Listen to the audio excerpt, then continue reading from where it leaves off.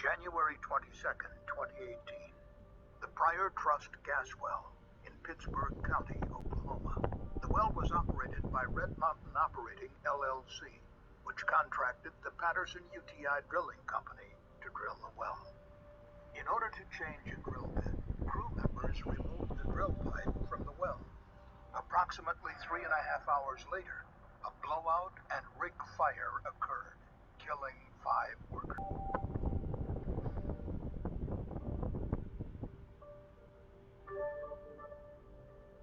The Pryor Trust gas well was comprised of vertical and horizontal sections being drilled to reach underground natural gas in the Woodford geological formation.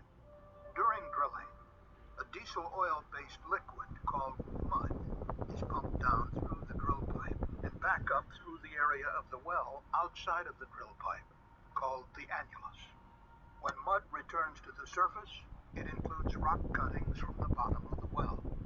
Mud, however, has another important function. It is designed to add pressure to the well so that gas within the exposed geological formation is unable to enter the well during drilling. If that happens, and the gas is not detected, it can lead to a dangerous blowout. On January 21st, 2018, Patterson crew members had been drilling the well for 10 days under the supervision of 2 contracted representatives from Red Mountain. They were drilling the horizontal section of the well. That morning, a crew member called a mud logger studied the rocks returning to the surface and found they were different than expected. He believed the drill pipe had inadvertently entered a different geological formation where Red Mountain did not intend to drill. Shortly after, gas started to escape from mud returning to the surface. The gas caused mud to spit out of equipment near the well and cover a portion of the rig. Around 11 a.m., the drilling crew adjusted piping so that mud returning from the well was routed to a piece of equipment called a mud gas separator that removed the gas from the mud. The separated gas was then routed to a flare to safely burn it. The size of the flare indicated that there was a significant amount of gas in the mud and that the well had likely become underbalanced, meaning that pressure from the mud was not keeping gas out of the well as intended. The crew continued drilling underbalanced until 3:30 p.m. They stopped because the drill bit had become worn and needed to be replaced. The crew first circulated the well for 3 hours by pumping mud down the drill pipe and up the annulus. The flare continued while the well was circulating, an indication that the well remained underbalanced. While circulating, the Red Mountain representatives discussed how to remove the drill pipe from the well in order to replace the drill bit.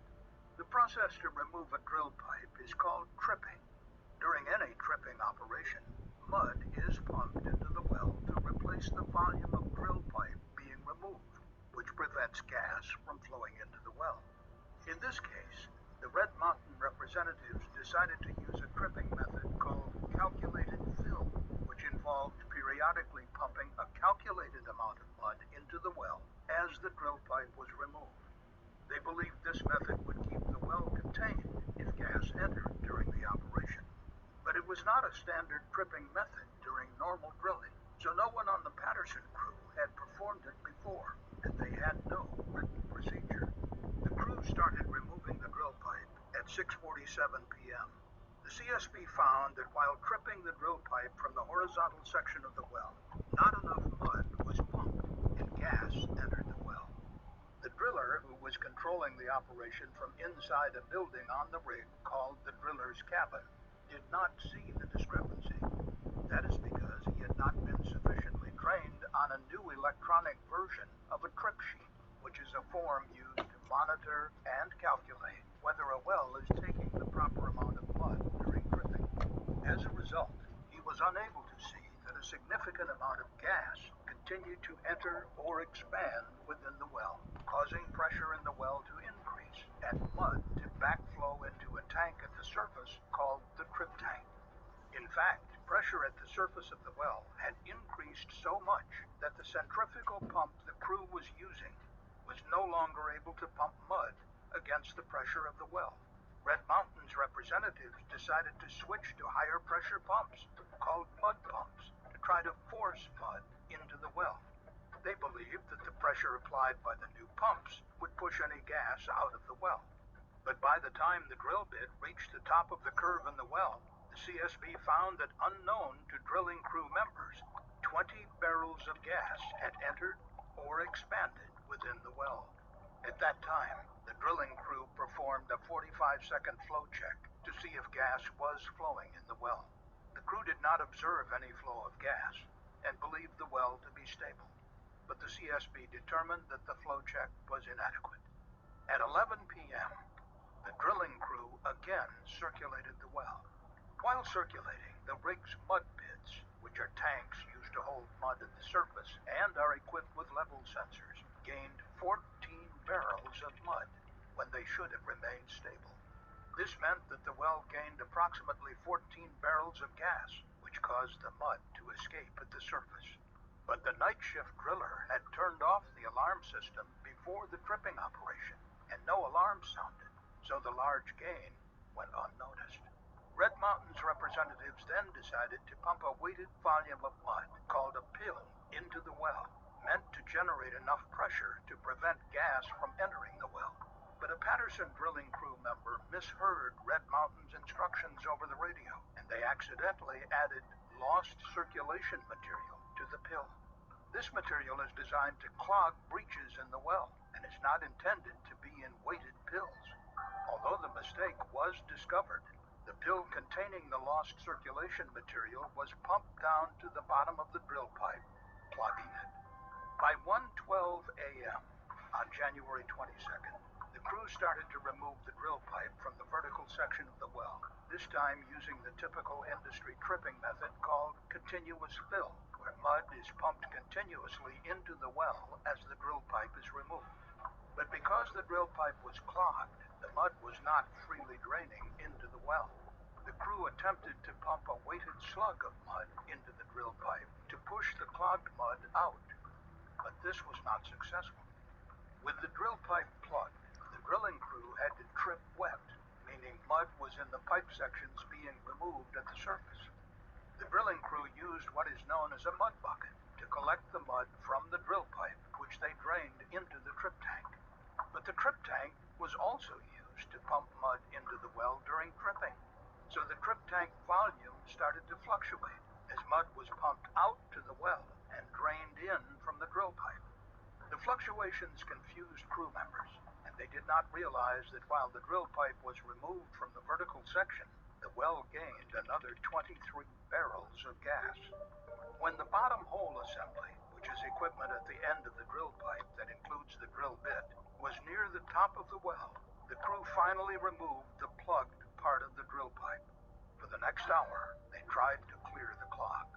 But at that time, and during a subsequent shift change, the well was still flowing, gaining another 31 barrels of gas and pushing more mud into the trip tank. No one saw the gain. At 6:10 a.m., the crew lifted the bottom hole assembly out of the well and closed the blind rams on the blowout preventer. They prepared a new bottom hole assembly for testing. When it was ready, a drilling crew member checked a pressure gauge on the rig floor to see if it showed pressure in the well, a safety precaution used before opening the blowout preventer. The pressure gauge showed no pressure. But at 7:57 a.m., when the blind rams were reopened so the new bottom hole assembly could be lowered into the well, 5 barrels of mud surged to the mud pits. At that time, a crew member pulled away the steel plate that had been covering the hole in the rig floor over the well. He He waved over another worker who saw mud bubbling in the well, a sign that there was a significant amount of gas in the mud. That worker later told the CSB that he does not know if the mud bubbling was communicated to the driller. Between 7:57 a.m. and 8:35 a.m., while the drilling crew was testing the new bottom hole assembly, the mud pits gained another 102 barrels of mud, a very large volume. This significant gain likely displayed on the driller's data screen. The day shift driller also chose to turn off the alarm system, and it is unknown if the driller saw this dangerous gain. At 8:35, with testing complete, the bottom hole assembly was removed from the well, and the mud pits gained another 12 barrels of mud, for a total influx of 207 barrels of gas into the well from the start of the tripping operation. A crew member saw mud flowing up out of the open blowout preventer stack. The mud was shooting up steadily, getting closer to the rig floor. The crew member told the driller, and the driller responded, that he was going to close the blind rams, but he never made it.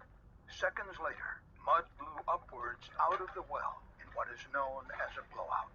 Two workers on the rig floor ran into the driller's cabin, where three other workers were already located. The gas and mud then ignited, causing a massive fire.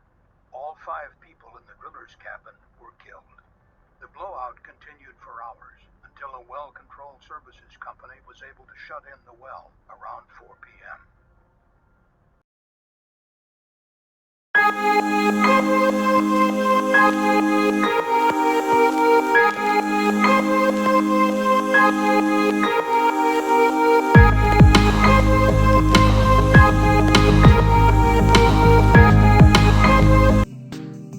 Hey there. Subscribe to my channel. And also press this bell icon, so you never miss any new updates, cause whenever we upload new video you will get a notification on your phone.